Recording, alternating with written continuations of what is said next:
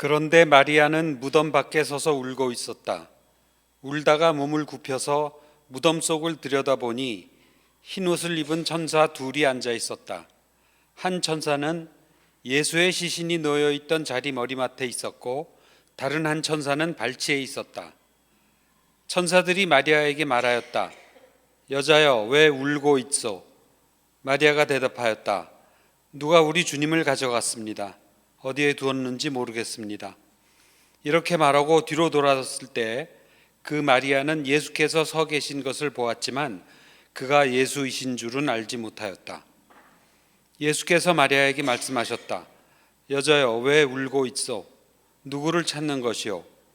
마리아는 그가 동산지기인 줄 알고 여보세요, 당신이 그를 옮겨다 놓았거든 어디에다 두었는지를 내게 말해주세요. 내가 그를 모셔가겠습니다 하고 말하였다. 예수께서 마리아여 하고 부르셨다. 마리아가 돌아서서 히브리 말로 라부니 하고 불렀다. 그것은 선생님이라는 뜻이다. 예수께서 마리아에게 말씀하셨다. 내게 손을 대지 마시오. 내가 아직 아버지께로 올라가지 않았습니다. 이제 내 형제 자매들에게로 가서 이르기를 내가 나의 아버지 곧 그대들의 아버지, 나의 하나님 곧 그대들의 하나님께로 올라간다고 말하시오. 막달라 사람 마리아는 제자들에게 가서 자기가 주님을 보았다는 것과 주님께서 자기에게 이런 말씀을 하셨다는 것을 전하였다. 그날 곧 주간의 첫날 저녁에 제자들은 유대 사람들이 무서워서 문을 모두 닫아 걸고 있었다. 그때 예수께서 와서 그들 가운데로 들어오셔서 그대들에게 평화가 있기를 하고 인사말을 하셨다. 이 말씀을 하시고 나서 두 손과 옆구리를 그들에게 보여주셨다. 제자들은 주님을 보고 기뻐하였다. 예수께서 다시 그들에게 말씀하셨다. 그대들에게 평화 있기를 빕니다. 아버지께서 나를 보내신 것 같이 나도 그대들을 보냅니다. 이렇게 말씀하신 다음에 그대들에게 숨을 불어넣으시고 말씀하셨다. 성령을 받으시오.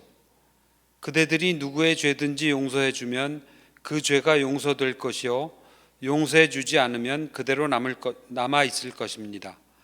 12제자 가운데 하나로서 쌍둥이라고 불리는 도마는 예수께서 오셨을 때에 그들과 함께 있지 않았다.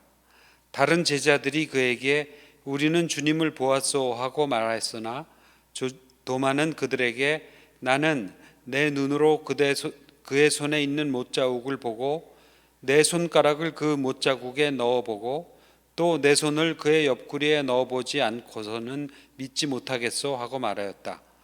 여드레 뒤에 제자들이 다시 집 안에 모여 있는데 도마다 함께 있었다. 문이 잠겨 있었으나 예수께서 와서 그들 가운데로 들어오셔서 너희에게 평화가 있기를 하고 인사말을 하셨다. 그리고 나서 도마에게 말씀하셨다. 그대 손가락을 이리 내밀어서 내 손을 만져보고 그대 손을 내 옆구리에 넣어보시오. 그래서 의심을 떨쳐버리고 믿음을 가지시오. 도마가 예수께 대답하기를 나의 주님, 나의 하나님 하니 예수께서 도마에게 말씀하셨다. 그대는 나를 보았기에 나를 믿소? 나를 보지 않고도 믿는 사람은 복이 있습니다.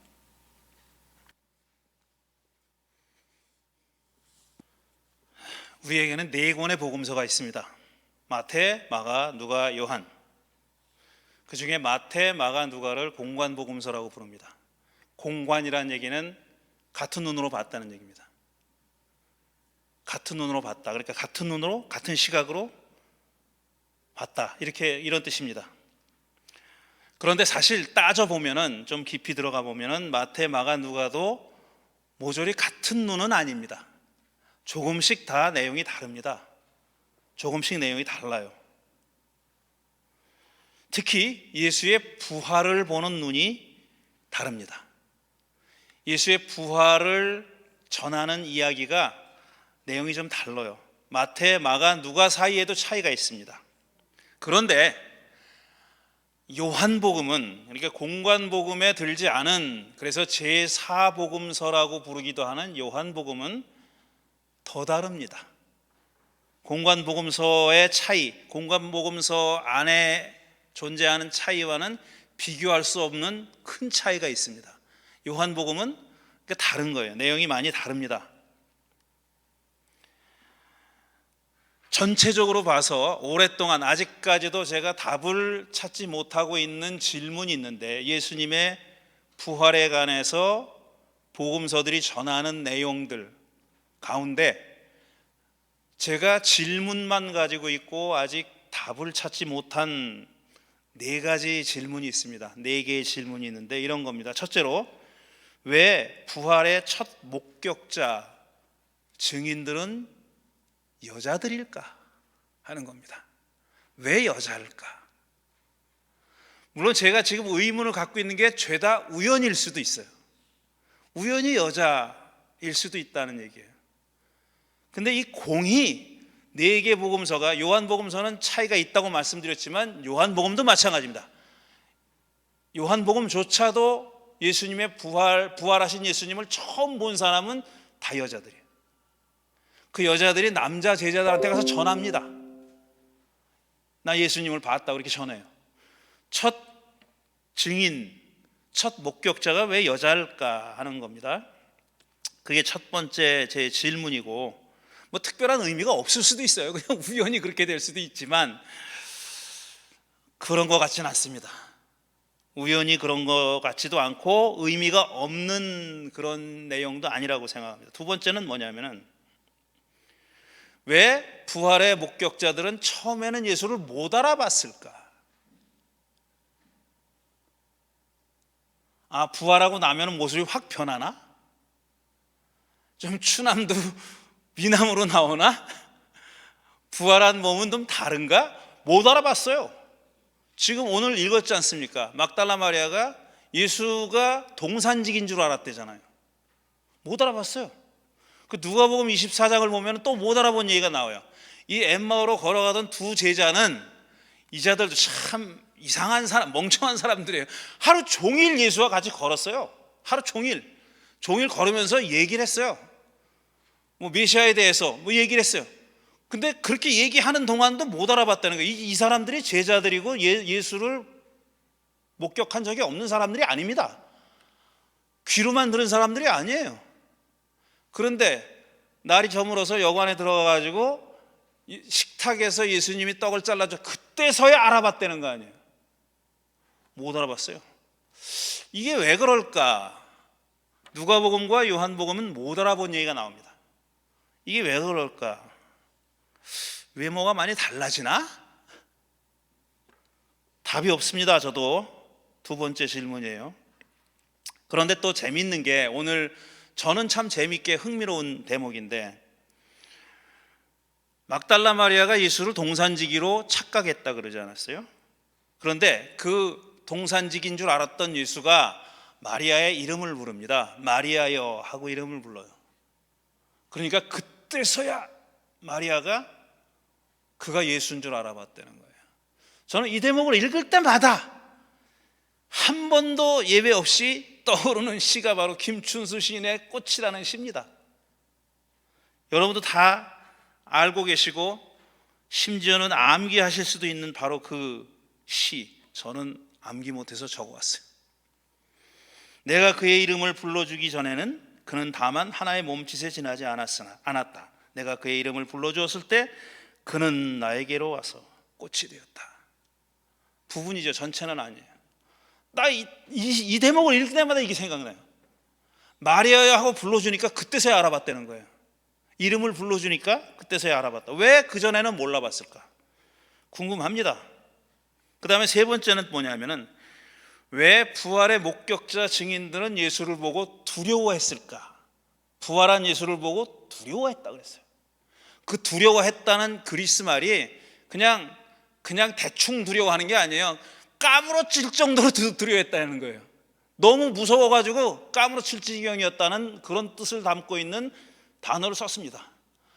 왜? 자기들이 따라다니던 예수가 살아났는데, 게다가 또 적어도 복음서에 의하면 3번 이상 예수는 나 이제 십자가에 달려 죽을 거고 그러나 살아날 거야라고 예고했다고 돼 있어요. 그 예고들 다 그냥 귀뜸으로 들었구나. 신경 안 썼구나. 말이나 되는 소리를 하셔야지 이랬나 보죠. 어쨌든 그렇게 3번이나 예고했는데 정작 부활해서 나타나니까 두려워했다 그랬어요. 왜 두려웠을까? 그렇게 유령을 봤다고 생각했나? 도깨비를 봤다고 생각했나? 그것도 답이 없어요. 왜 두려워했는지 모르겠어요. 그 다음에 4번째, 왜 부활한 예수는 마리아더러 자기 몸을 만지지 말라고 했을까? 오늘 읽은 요한복음에 나오는 얘기죠. 자기 몸을 만지지 말라 그랬어요. 그리고 나서 왜 만지지 말라 그랬냐면 내가 아직 아버지께로 올라가지 않았기 때문이다 라고 설명했어요. 이거 다 무슨 말인지 모르겠어요. 저는 더 헷갈리게 만드는 거는 그 다음에 나오는 얘기예요. 도마가, 의심 많은 도마가 그거 한번 의심했다고 후대 사람들한테 다우팅 토마스라고 그 앞에 의심 많은이라는 그 형용사가 늘 붙어 다니는 그 도마가 예수님이 제자들한테 나타났는데 하필이면 그 자리에 없었다는 겁니다. 우리가 예수님을, 부활한 예수님을 봤다고 여기 오셨다 그러니까 야, 뻥을 쳐도 웬만큼 해야지. 나 절대로 못 믿어. 내가 그 못자국에 손을 넣어보지 않는다면, 창자국에 손을 넣어보지 않는다면 나 못 믿어. 이렇게 얘기했잖아. 그 예수님이 나타났어요. 도마도 있는 데서. 그 예수님이 뭐라 그러냐면 자, 넣어봐라 그래요. 넣어봐라. 이건 약간 좀 코믹한 얘기입니다, 사실은. 근데 넣었다는 얘기가 없습니다. 넣지 않았고, 도마는 그렇게 타치하지 않았고, 그러니까 만지지 않았고 바로 고백을 합니다. 나의 주님, 나의 하나님이라고 고백을 해요. 이게 굉장히 묘한 얘기입니다. 굉장히 묘한 얘기고, 그 당시에 요한복음이 쓰여졌을 당시에 문화적인 종교적인 배경을 생각하면 할 말이 많은 얘기예요. 어쨌든 그래서 그건 설명을 합니다. 학자들이 왜 만지지 말라 그랬느냐 하는 그렇게 말씀하신 이유를 설명을 해요. 제가 오늘 그 설명을 하려고 하는 건 아닙니다. 그건 뭐 학자들의 설명이니까 우리가 뭐 학자들 책까지 다 읽는 건 아니잖아요. 그러니까 자, 어쨌든 이렇게 예수님의 부활에 대해서는 우리가 알 수 없는 내용들이 많습니다. 복음서마다 서로 다른 얘기들을 하고 있는 그런 대목들도 많고 우리가 이해할 수 없는 그런 얘기들이 많이 포함되어 있어요. 근데 교회는 오랫동안 이 예수님의 부활 얘기 중에 딱 하나만 강조했습니다. 뭘 강조했느냐? 예수님이 진짜 육체로 살아났다. 예수님의 부활은 역사적인 사실이다. 그거예요. 실제로 일어났다. 그거 안 믿으면은 기독교인이 아니야. 그거 안 믿으면은 세례도 안 줘. 이래 왔어요. 이렇게 미스터리가 많은 부활절의 얘기에 하필이면 그거 하나 딱 집어가지고 그것만 강조해 온 거예요. 근데 그 얘기는 오늘 읽은 요한복음에서도 중요한 주제입니다. 그게 예수님이 실제로 몸으로 부활했느냐 안 했느냐 하는 것이 요한복음 저자한테도, 그다음에 요한복음 읽는 사람들한테도, 요한복음 청중들, 독자들한테도 중요한 주제였었어요. 그러니까 이 얘기가 나온 거예요. 손대지 말아라는 얘기도 나오고 넣어봐라라는 얘기도 나오는 겁니다. 근데 요한복음이 뭐라고 얘기했냐면은 손대지 않았다 그러고, 손대지 말라 그러니까 손대지 않았다 그러고, 그 다음에 넣어보라 그랬는데 넣어보지 않았다 그래요. 이거는 결정적인 대답을 안 한 겁니다. 우리가 궁금해하는 대답, 그걸 안 한 거예요. 물론 그로부터 2000년이 지난 오늘 요한복음 읽는 사람이 도마가 손가락을 넣어봤다 그래도 안 믿을 사람 많아요. 그렇지 않습니까? 그런데 요한복음은 그것도 안 하는 겁니다. 그것도 안 하고 거길 딱 스톱해버리는 거예요. 거기서 딱 스톱하고 그거는 여러분들 재량에 맡깁니다. 알아서 이해하시오. 이렇게 된 거예요. 안 넣어봅니다. 안 건드렸어요. 그리고 나서 또 요한복음 뭔 얘기가 나오냐면은 예수님하고 밥 먹었다는 얘기가 나와요. 부활하신 예수님하고 밥 먹었다. 예수님이 상을 차려줬어요. 제자들 보고 먹으라고. 같이 먹었다는 거예요. 이거는 그야말로 육체적인 부활을 얘기하는 거죠. 이렇게 지금 다시 말씀드리지만 복음서가 전하는 부활의 이야기에는 우리가 설명할 수 없는, 이해할 수 없는 많은 측면들이 지금 그 안에 다 혼재되어 있다. 그 중에 하나만 딱 골라가지고 이걸 안 믿으면 부활신앙이 없는 거다, 그러니까 넌 기독교인이 아니다, 이렇게 말할 수 있는 건 없습니다. 그런 건 없어요. 모든 신조, 신앙고백, 그 다음에 교리, 뭐라고 불러도 좋습니다. 신조, 신앙고백, 교리는 다 그것이 만들어졌던 역사적인 상황을 반영하고 있는 겁니다. 복음서도 그것이 쓰여졌던 역사적인 상황을 반영하고 있어요. 요한복음이 어떤 배경에서 쓰여졌는지 제가 얘기 안 하려고 했는데 한마디만 하면 이겁니다. 요한복음이 쓰여졌을 때 가장 그 그리스도의 반대편, 기독교인의 반대편에 서 있던 주장은 뭐냐면 소위 가현설을 주장했던 영지주의자였습니다. 또 복잡한 얘기가 나오니까 제가 안 하려고 그런 거예요. 가현설은 이게 예수님이 실제로 몸을 입고 이 세상에 온 게 아니라 헛개비다 이거예요. 그러니까 예수님이 뭐 못 박히고 창에 찔리고 다 그거 눈속임이다 하는 겁니다. 예수님은 아프지도 않았고 고통 안 당했고 그건 그냥 너희들 눈을 속인 거야, 이런 얘기예요. 영지주의는 기본적으로 그 가현설을 받아들이는 철학 사조입니다. 그래서 육신은 저급하고 더럽고 영혼은 고결하고 이걸 주장한 거예요. 그러니까 육신으로 예수가 오셨다는 거는 그건 저급한 얘기예요. 그러니까 하나님이 그럴 리가 없다는 겁니다. 어떻게 창피하게 어떻게 육체를 입고 와, 몸을 입고 와, 이렇게 생각했던 사람들이 있었어요. 그러니까 요한복음은 예수님이 몸을 입고 오신 건 물론이고 부활하신 다음에도 그런 몸을 가지고 있었다. 하지만 우리가 그건 타치는 못했고 알 수 없는 면이 있다, 확인은 안 해봤다라고 얘기하는 거예요. 아이고, 그 얘기를 하면 어쨌든 길어지니까 그 얘기는 그만하고, 요한복음은 아까 말씀드렸듯이 부활에 대해서도, 예수님의 부활을 전하는 얘기에서도 다른 복음서에는 없는 얘기들이 있어요. 근데 그 부활에 관한 얘기가 아니더라도 요한복음에만 등장하는 얘기들이 여러 개 있습니다. 그 중에 특히 부활이라는 것과 직간접적으로 관련되어 있는 두 가지 얘기를 제가 할 거예요. 첫 번째가 요한복음 3장에 나오는 니고데모 얘기입니다. 니고데모가 예수께 와가지고 막 칭찬을 넣었습니다. 당신은 훌륭한 선생님이고 어쩌고 저쩌고 하니까 예수님이 느닷없이 뭐라고 얘기하냐면은 누구든지 다시 나지 않으면 하나님 나라를 볼 수 없습니다, 그래요. 누구든지 다시 나지 않으면 하나님 나라를 볼 수 없습니다, 이렇게 얘기하니까 니고데모가 바로 맞받아치죠. 뭐라 그러냐면, 아니 사람이 늙었는데 어떻게 다시 태어날 수 있습니까? 어머니 뱃속에 다시 들어갔다가 태어날 수야 없지 않습니까? 이렇게 얘기해요. 다시 태어나야 된다 그러니까 다시 어머니 뱃속에 들어갔다 다시 나오는 걸 얘기한 거예요. 근데 그리스 말로 다시라고 번역된 부사어가 또 다른 뜻으로 위로부터라는 뜻이 있어요. 그러니까 from above, again 뿐 아니라 from above라는 뜻이 있어요. 그러니까 이렇게 읽을 수 있는 거예요. 누구든지 위로부터 나지 않으면 하나님 나라를 볼 수 없다, 이런 뜻으로 읽을 수 있는 겁니다. 근데 저는 그거 쓸데없는 얘기라고 생각해요. 필요 없는 얘기라고 생각해요. 왜냐하면 니고데모는 말 그대로 이해한 겁니다. 사람이 예수의 한 말을, 다시 나야 된다는 말을 물리적으로, 육체적으로 어머니 뱃속에 들어갔다가 다시 나오는 걸 얘기한 거예요. 그렇게 이해한 겁니다. 그런데 예수님은 다시라는 말을 그런 뜻으로 쓴 게 아닙니다. 이거는 굉장히 어떤 피지컬한, 육체적인, 물리적인 의미가 아니라 실존적인 의미로 쓴 거예요. 다시는 안 되는 거는 그야말로 내가 바뀐다는 얘기입니다. 내가 딴 사람이 된다는 얘기고, 성경적인 말로 얘기하면 새로운 피조물이 된다는 얘기고, 새 사람이 된다는 얘기예요. 새 사람이 되지 않으면 하나님 나라를 볼 수 없다고 얘기한 겁니다. 그러니까 실존적으로 다른 존재가 되지 않으면 당신은 하나님 나라 볼 수 없어. 지금 너의 그 존재, 너의 실존, 그것만 가지고는 볼 수 없어, 이렇게 얘기한 거예요.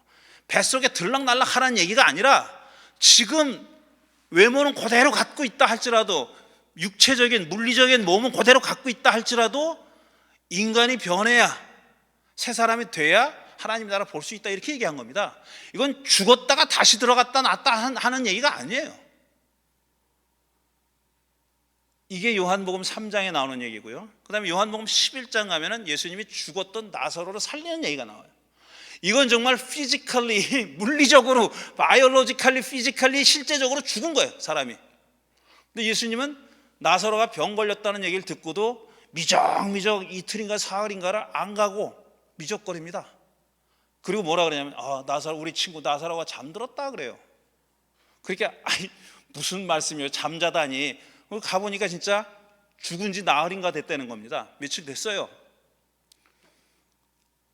그를 살렸죠. 근데 그때 나사로의 누이 마르다랑 대화한 내용이 우리가 잘 아는 내용입니다. 그게 또 우리의 주목을 끄는 겁니다. 주님이 만일 여기 계셨더라면 내 오라비가 죽지 않았을 겁니다. 이렇게 얘기해요. 고쳐주셨고 살려주셨을 겁니다. 병을 낫게 해주셨을 겁니다. 이렇게 얘기한 겁니다. 그러자 예수님은 마르다한테 그대의 오라비는 살아날 겁니다. 이렇게 얘기해요. 다시 살아날 겁니다. 그러니까 마르다가 무슨 말인지 알아들었어요. 그 말을. 오해였지만 알아들었어요. 마지막 날 부활 때 그가 다시 살아나리라는 것은 나도 압니다. 이렇게 얘기해요. 마지막 날 부활 때, 모든 사람들이 다 부활할 때 내 오라비도 다시 살아날 겁니다. 이렇게 얘기한 겁니다. 그러자 예수님이 뭐라고 얘기했냐? 저 유명한 말씀이죠. 나는 부활이요 생명이, 나를 믿는 사람은 죽어도 살겠고 살아서 나를 믿는 사람은 영원히 죽지 아니할 것입니다. 이것을 그대가 믿습니까? 이렇게 얘기해요. 나를 믿는 사람은 죽어도 살겠고 살아서 나를 믿는 사람은 영원히 죽지 않을 것이다. 자, 예수님 이 말씀을 하셨. 지금 물리적으로 죽은 사람을 두고 하는 얘기예요. 나사로는 진짜 죽었잖아요. 물리적으로 죽었잖아요. 근데 그 죽은 사람을 두고, 그 사건을 두고 예수님은 다른 얘기를 하고 있는 겁니다. 몸이 사느냐 죽느냐 얘기하는 게 아니에요. 나를 믿는 사람은 죽어도 살겠다. 그거는 죽은 사람은 죽은 거죠. 물리적으로 그냥 다시 안 살아나죠. 그리고 살아서 나를 믿는 사람은 영원히 죽지 않을 것이다. 어떻게 영원히 안 죽습니까? 죽지 다. 몸뚱이는 다 죽잖아요, 우리가. 예수님이 그 죽고 살고 하는 얘기는 몸이 죽고 살고 하는 얘기가 아니에요. 그러니까 부활이라는 말이 한마디도 안 들어간 니고데모와의 그 born again, 중생, 거듭남 얘기할 때는 부활을 얘기하신 거예요. 그리고 지금 실제로 죽은 나사로 앞에서 마르다랑 얘기했을 때도 육체적인 죽음을 얘기한 게 아니에요. 예수님이 부활을 얘기했을 때는 죽어도 살겠고 살아서 나를 믿는 사람은 영원히 죽지 않을 것이다 라고 얘기했을 때는, 부활에 대해서 얘기할 때 그 얘기를 했을 때는 예수님이 몸이 사는 거 얘기한 거 아닙니다. 절대로. 근데 오랫동안 교회는 너 육체 부활 안 믿어? 예수 육체 부활 안 믿어? 너 인마 세례도 못 받아. 넌 크리스찬이 아니야. 이래 왔어요. 이게 얼마나 코미디입니까? 이게 얼마나 웃기는 일이에요. 저는 육체 부활이라는 것을 지금부터 2000년 전에는 사람이 육체적으로 부활한다는 것이 그렇게 과학적으로 불가능하다는 거 믿지 않았던 시대입니다. 제가 그걸 믿는다고 얘기했어요. 그건 어떤 객관적인 팩트라는 얘기가 아니라, 그때는 사람들이 육체적으로 다시 살아난다는 것이 안 믿어졌을 때예요. 얼마든지 그런 일이 일어날 수 있다라고 믿었을 때예요. 근데 지금은 그때에 비하면은 그런 믿음의 강도가 훨씬 낮아졌죠. 그러니까 교회가 윽박지르는 거예요. 근데 너무나 다행인 것은 뭐냐면, 제가 볼 땐 너무 다행인 것이, 제가 어렸을 때 교회 다녔을 때보다는 훨씬 더 오픈돼 있어요. 지금 보수적인 기독교 교회에서도 훨씬 더 오픈돼 있어요. 제가 이 얘기를 원래 하려고 했지만 또 트리거가 된 얘기가 있어요. 어떤 떠올라 봤자지만 떠오르는 목사가, 한국에서 떠오르는 목사가 페이스북에 이렇게 썼어요. 나는 침례교 목사인데 육체적 부활을 믿지 않는 놈은 내 세례도 안 주겠다. 이렇게 썼어요. 그러니까 보통 다구리가 붙은 게 아니에요, 사람들. 죄송합니다. 제가 이상한 말을 써서. 보통 싸움 붙은 게 아니고, 거기다 댓글을 그냥 엄청 사람들이 나가 죽어라부터 네가 목사냐 해서부터, 그러니까 또 반대로 옹호하는 사람들 또 막 등장해가지고 대판 붙었어요. 근데 그걸 보면서 제가 느끼는 게 이겁니다. 아, 제가 어렸을 때 교회 다녔을 때보다는 이런 거 입밖에 못 냈습니다. 제가 어렸을 때는 이런 얘기하면 당장 쫓겨났죠. 당장 쫓겨났죠. 근데 지금은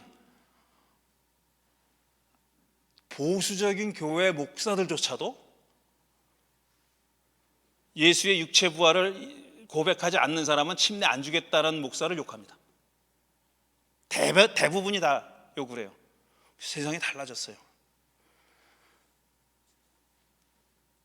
제가 제목을 기억 못하는 소설 몇 번 얘기했어요.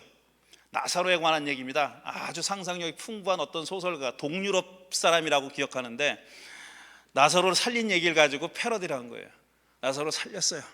그러니까 우리 성경에도 나옵니다. 제사장들, 율법학자들과 바리새파 사람들이 와가지고 확인해요.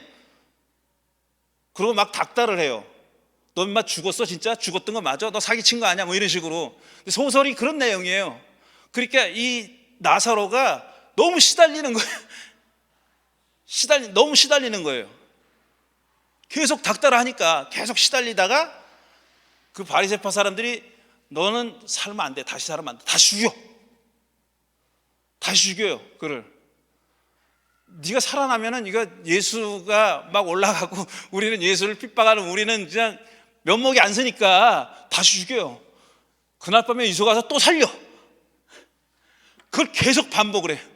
내가 끝에를 기억 못 하겠는데 끝에는 그런 걸 거예요. 그러니까 그 나사로가 제발 날 좀 죽게 놔두십시오. 예수님한테 와서 사정하는 그런 얘기였던 걸로 기억합니다. 오래전에 읽어가지고 확실하게는 기억 못 하겠는데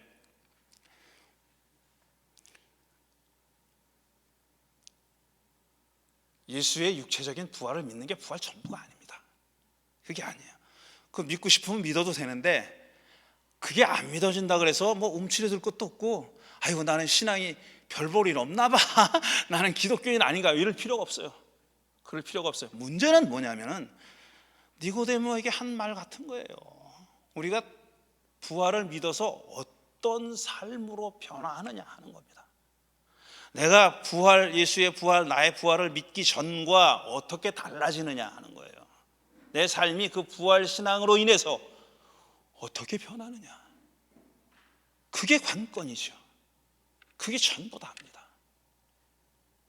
그게 전부다. 여러분의 신앙의 내용이 어떻든지 간에 그걸 가지고 쫄지도 마시고 나는 그건 안 믿어지는데 그건 뭐 기어 들어가는 소리 그렇게 얘기할 거 없어요. 난 그거 아니라고. 난 내 부활 신앙 그거 아니라고. 떳떳하게 얘기하시고 떳떳하게 선언하시고 굳이 선언까지 할 필요는 없지만 자꾸 물어보면은 그렇게 얘기하셔도 됩니다. 내가 믿는 부활 신앙은 이거다. 내가 바뀌는 거다. 내가 다시 나는 거다. 그러면 만족합니다. 자, 이것으로 나성향림교회에서 30번째 했던 부활절 설교를 마치겠습니다. 힘들었습니다.